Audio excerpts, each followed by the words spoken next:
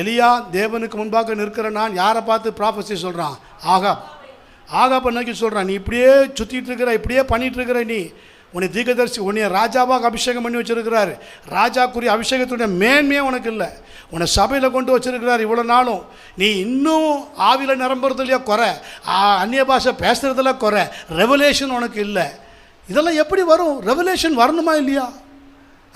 திடீர்னு ஒரு பயங்கரமான காரியத்தை கொண்டு வந்து சொல்கிறது, இப்படி ஒரு சொப்பனம் பார்த்தேன் பாஸ்டர். ஆமென். அது எல்லாம் முடிஞ்சு போயிருக்கும். அவங்களுக்கு அங்கே வர தட்டனெல்லாம் வந்து ஆயிருக்கும். அப்போ வந்து சொல்லுவாங்க அது லேட். ஸோ உங்களுக்கு அந்த ரெவலேஷனுக்குரிய கிஃப்ட் இருந்தால் தான் அதை நீங்கள் புரிஞ்சுக்க முடியும். ஞானத்தை அருளும் ஆவி, உணர்வை அருளும் ஆவி, அறிவை உணர்த்தும் ஆவி, கர்த்தருக்கு பயப்படுகிற பயத்தின் ஆவி, கர்த்தருடைய 7 கண்கள் உங்கள் ஆவியோடு எப்போவுமே இணைஞ்சிருக்கணும். சிசி கேமரா மாதிரி எப்போவுமே இணைஞ்சிருக்கணும். ஒன்று டக்குன்னு காட்டுவார்.